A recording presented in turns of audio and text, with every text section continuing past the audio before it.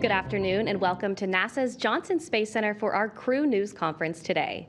I am joined in studio to my left by Crew-8 Commander Matt Dominic, Crew-8 Pilot Mike Barrett, Crew-8 Mission Specialist Jeanette Epps, Crew-8 Mission Specialist Alexander Grabankin, and Soyuz MS-25 Flight Engineer Tracy Dyson. We will be taking some questions from here in the room and through our phone bridge, but before we get started, we will open it up with some opening remarks. Mike, take it away. Thanks very much, Courtney. First of all, it's a real pleasure and a great honor for us to be here, both as a crew, as some of you know, we kind of enjoy being together, but also with y'all. This traditionally marks an inflection point in our preparation for spaceflight, where we have finished a really brisk training flow, a very busy one, and now are deemed spaceflight ready. And it gives us a chance to pause and to think about all the people, the large community that helped get us and our spaceships ready to go. It also makes us think about the responsibility, the very serious responsibility of running the International Space Station, which the world has built. We accept that responsibility with humility and respect. We will carry a lot of our community with us when we get up there, and we are really looking forward to our respective launches on the Dragon and the Soyuz. So welcome. We would like to welcome you as well. It is not lost on us that today is the day of remembrance. We really thank NASA for keeping this tradition going. This is a chance for us to honor our fallen space brothers and sisters, and to really reflect on the purpose of the exploration effort. And it also gives us a chance to affirm that purpose and to muddle forward with determination, with ferocity, with real seriousness. But we do it in a way that relentlessly identifies these risks and manages them to the best that we can. And keeping this day of remembrance ensures that that mindset is baked into NASA's DNA in everything we do. So I thank the agency for keeping this day sacred to us. With that, I'd like to open it up to the floor, and we are here for you. All right, thank you, Mike. We will start with our first question on the phone bridge from Marcia Dunn with Associated Press. Hi, I'm hoping you could hear me. For Jeanette, you should have flown years ago on a Soyuz, then you got assigned to a Starliner, now a Dragon. Did you ever think you might never fly And how did you keep your morale up through all this and manage to persevere to be here today? Thank you. Well, it has been a number of years, but I was confident that I would fly, and the way that I kept, I guess, spirits up, you could say, was, we continue to train weekly, daily. We train vigorously for any mission that we're assigned to. So I've been pretty busy over the last few years, still training, still working towards the goal of going to the space station.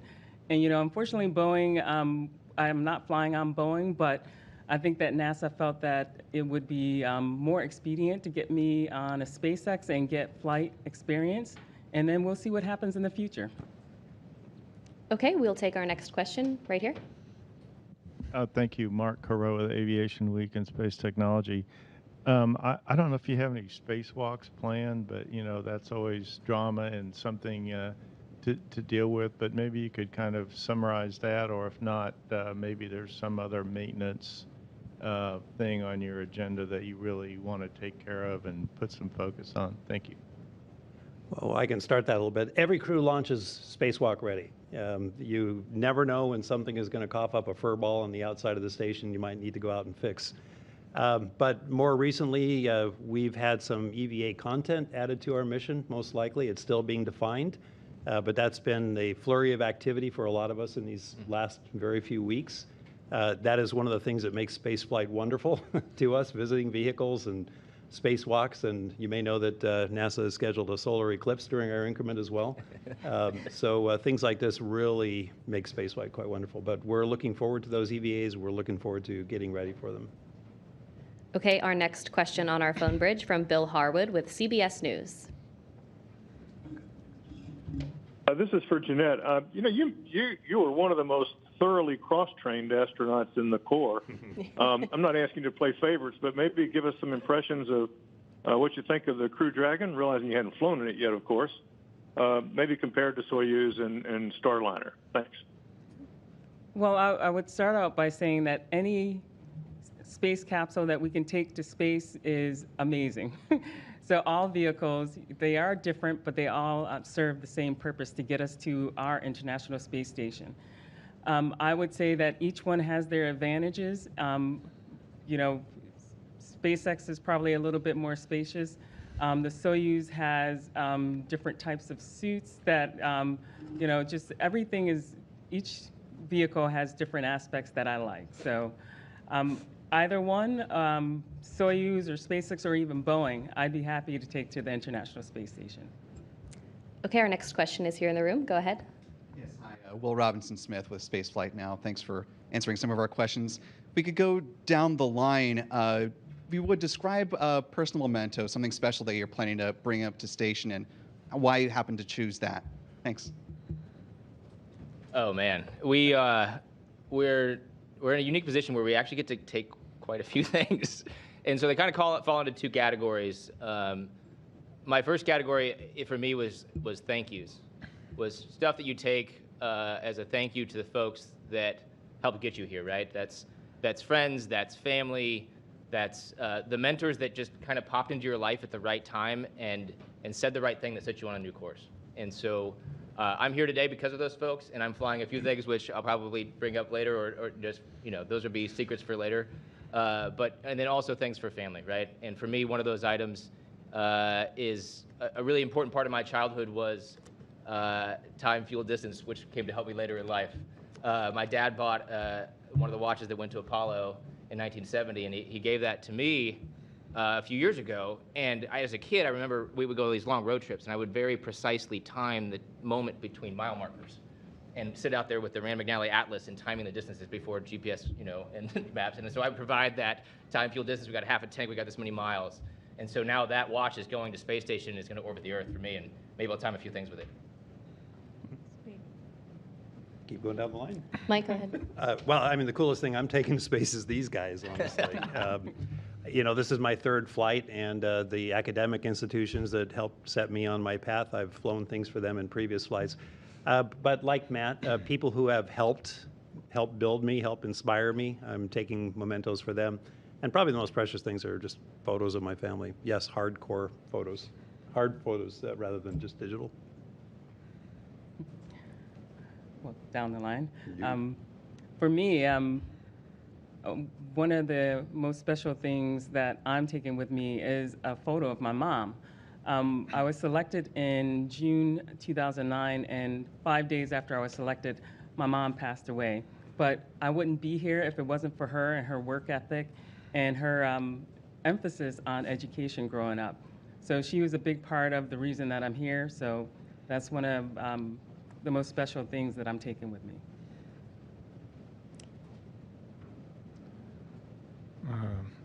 Я с собой на борт решил взять также фотографии, это, конечно же, будут из семейного архива. So I decided to take with me some photos from family archive. Также есть и часы, и еще кое-какие вещи, которые так или иначе бы мне напоминали о моей малой родине и о моих каких-то предпочтениях вообще по жизни. And I will also take a watch and some things that remind me of the place where I was born and things that remind me of some precious moments in my family. Да, ну и некоторые вещи, конечно, там будут, которые мне будут необходимы для проведения каких-то определенных, может быть, экспериментов, но это уже более такая тема, которую не стоит для данного мероприятия. And I will also take some things, or I should say mechanisms, that I would use to perform some experiments and scientific activities, but this is a different topic. Okay, Tracy? I think for me, the most unique thing that I'm taking is a journal. And that journal flew with me on my previous mission on Expedition 2324. And in that journal, I made lots of notes about what was going on and what surprised me, and most notably the day-to-day activities surrounding the EVAs that I did.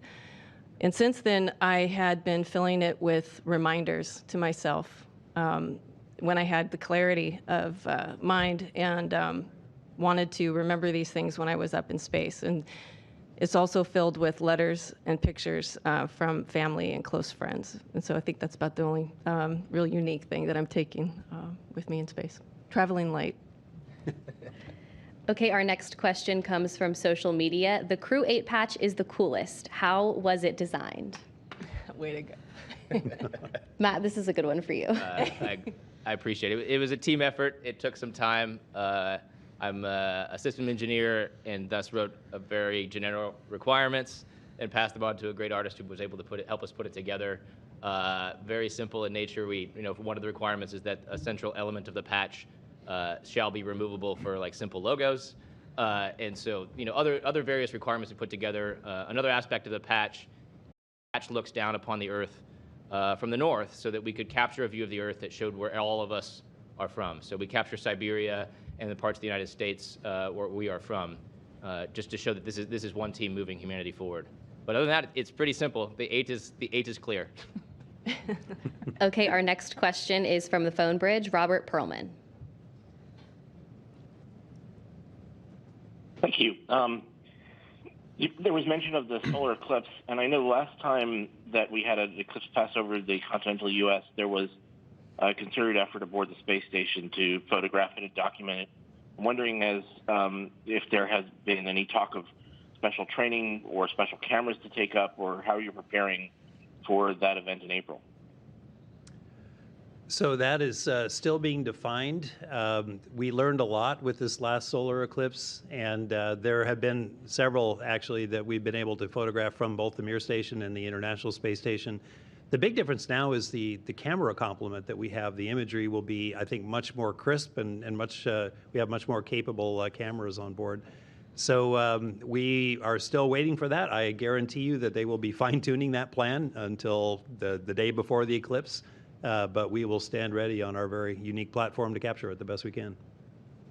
Okay, our next question is from the phone bridge from David Curley.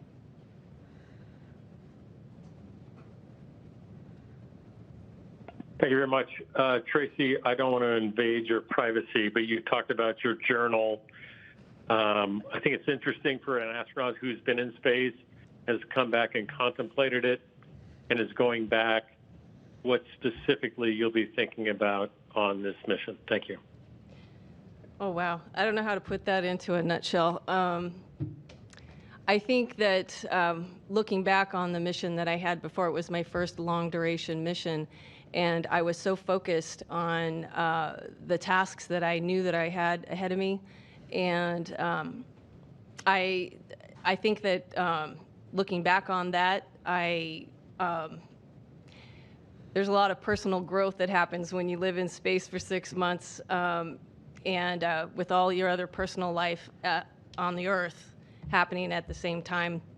I was newly married, and my husband was in the military, deployed on a ship, and my parents were living in California and going through life, and I just wasn't ready to divide my attention between all three activities, and I think this time I'm going with a little bit more clarity on who's at home, and my husband's not on a ship anymore, and he's at home helping to take care of our family, and so yeah, just without going into too much personal life, my journal is just full of reminders of my faith and who I serve. It's not myself. It's God, and it's my crewmates. It's this International Space Station and all of the hundreds of thousands of people on the ground that are invested in it. Okay, our next question is from Gabriel on Instagram. What experiments will you be conducting in space? There are so many experiments we do. We have multiple centers. We've traveled all over the world, setting up to operate experiments. When people ask, what is it you do? I try to boil it down to something simple. I'm a mechanic, right? I've got to fix the space station when it breaks, and I'm a lab technician. And then third, I'm part of the experiment. I think the most important experiment we're doing as we move humanity forward into the solar system is getting more statistical significance to all of the experiments we've done. So I view myself as, in statistics we refer to the number of samples as N. I refer to myself as another N, right? And each N we get into orbit helps us move science forward. An example of one experiment that I'm involved in from the medical side is I won't be using the treadmill on orbit. We have a treadmill, we have a bike, and we have a weightlifting device on the space station. And to me, a treadmill takes up a lot of space, and flying in space, having a mass is a penalty that you have to lift off with fuel and move around wherever you're going. And so a treadmill takes up a lot of space, and there's a hypothesis out there that maybe we could do without a treadmill and only use other devices and still not have bone loss or other impacts. So that's just one example of all of the science we're going to be doing. Okay, our next question is on the phone bridge from David Denault. Hey, my question is for the Space Commander, Matthew Dominic. How was it decided? Did you all draw straws with your names in a hat to decide that Steve Dyson, your flight engineer, would be on the Soyuz MS-25 spacecraft? Do we all draw straws? No. Oh, you mean about how we were assigned? It's like, oh yeah, Tracy drew straws. We all no. That is a task that occurs at the CB chief, or assume about CB. That makes no sense. That's our mail code. We refer to everything here by a mail code for some reason. The chief of the astronaut office, and then above, sit down and find groups of people that they think work well together based upon their diversity of experience. And then one day you get a phone call. So that's about our insight into the process. And what he's actually saying is that because I'm by myself, that I can't work with it. Is that what you're saying? I very much enjoy working with Tracy. We trust Tracy to work alone and by herself. I need lots of supervision. Okay, that's true. I want to emphasize, though, that who flies on the Dragon, who flies on the Soyuz is kind of akin to what commuter car you're taking to work. We are Expedition 71, and that is just a couple of days out of a 189-day nominal mission where we're going to be working together up there. So it's a great question, but really it's the overall team that we have on Space Station that really counts. We're not wearing Crew-8 shirts and 71S shirts. Right. We're wearing Expedition 71 shirts for a reason. We're one team. Right. Okay, our next question is from the phone bridge from Robert Perlman.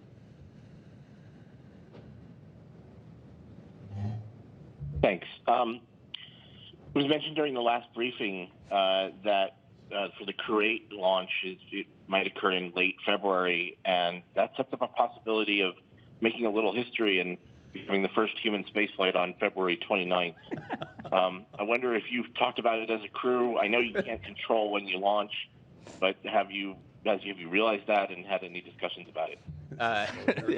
Thanks, Mike. February 29th. I am a leap day sensitive father. My youngest child was born on leap day. So I will launch where we were commanded to launch, and we were happy to do so, but we're going to make sure that's a special day for her. And I think we're living in a really, really cool part of human spaceflight. We're expanding so fast, we're growing so fast. It's a great time to be alive in spaceflight. I was talking with a few folks and flight directors a couple days ago about, could you imagine if I had walked up to you 5 years ago and said, our constraint to launch is launch pad availability, right? You would have thought I was crazy. But we're at a cool spot in spaceflight right now. We've got rockets competing for launch pads. And so you're not waiting on payloads, you're not waiting on rockets, you're waiting on launch pads now. And so you've got 2 different rockets competing for 41 and 40 and 39. It's just a really cool time to be in spaceflight, and we'll go when we're ready, and we'll go when there's a pad available. Okay, our next question is on social media from Jaden, and this is for Mike Barrett. She wants to know that what created your passion to cook in austere places, and do you have any plans to cook in space? To cook in austere places? Okay. I work in the international extreme medicine community pretty heavily, and we have a motto there, which is good medicine in bad places. I fully subscribe to that motto, but I've taken it a step further, good food in bad places. I love to cook. I'm the main cook at home. I have been for many years. That included raising my 5 children, and I taught them all how to cook. Cooking makes me feel human. It is a way to be creative. It's a forcing function to put things together and satisfy yourself and minister to people that you love at the end of the day. For me, I'm also a sailing freak. Making good food on a boat is something I've tried to do for a long, long time. And if I can take a really nice piece of tender beef to the top of a mountain and cook it and make it taste good, that fulfills me big time. We unfortunately don't get to cook that much on station. No open flames. We don't even have a microwave. But I can tell you that there's still a lot of creativity to be had by mixing pouches and freeze-dried foods together. So we will do that to the extent that we can, and when we get fresh fruit up there, that ups our game a little bit. So unusual tacos. A lot of us have front-loaded our game with special foods that are coming up for us. As much as possible with freeze-dried food, canned food, and military rations, we're going to be creative. Okay, and Joey on Instagram asks if there are any personal milestones that you will be achieving during the mission. Going to space? Well, I will rack up a year in space. That's what I'm looking forward to, and you probably will too, right? Oh, you mean in cumulative time? Cumulative time, yeah. Yes. We hope not in I was going to say. single mission. What's your plan? I hadn't really thought about that. No. My goodness.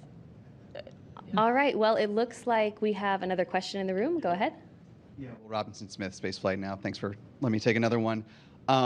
Question, I suppose, just for Expedition 71, since y'all are training together, have been. Do you have a specific memory of a crew bonding experience that really sticks out in your mind for getting ready for your next mission? Thanks. Alexander, you want to consider? Какой момент при подготовке? Я думаю, что рождение экипажа как полноценного единого целого, оно не сиюмоментно происходит, а это довольно-таки длительный процесс. So I think being born as a crew, it doesn't happen in a single moment. It's kind of a process.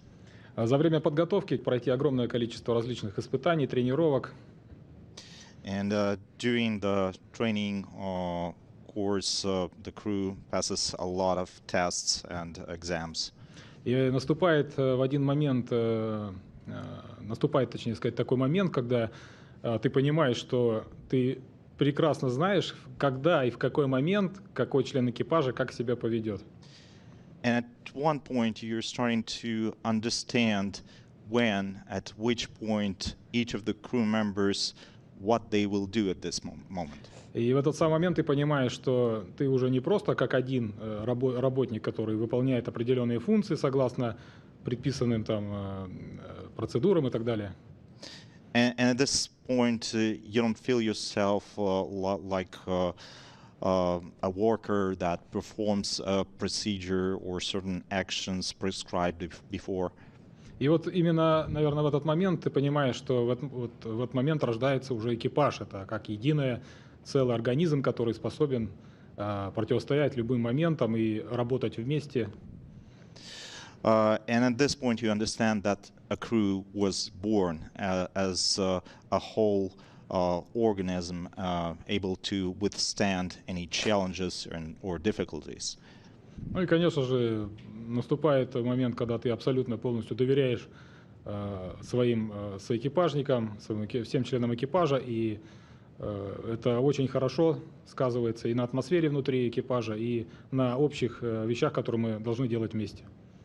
And at what point you understand that you trust all and each and every one of your crewmates, and you are able to achieve a lot together. Могу от себя добавить, что я точно знаю и уверен, что мне попался очень хороший экипаж. And just from myself personally, I'm confident that I'm getting the best possible crew. All right, well, that's a great note to end on, and that is all of the questions that we have for today. Thank you all for joining through our various platforms today to ask questions. We'll see you next time.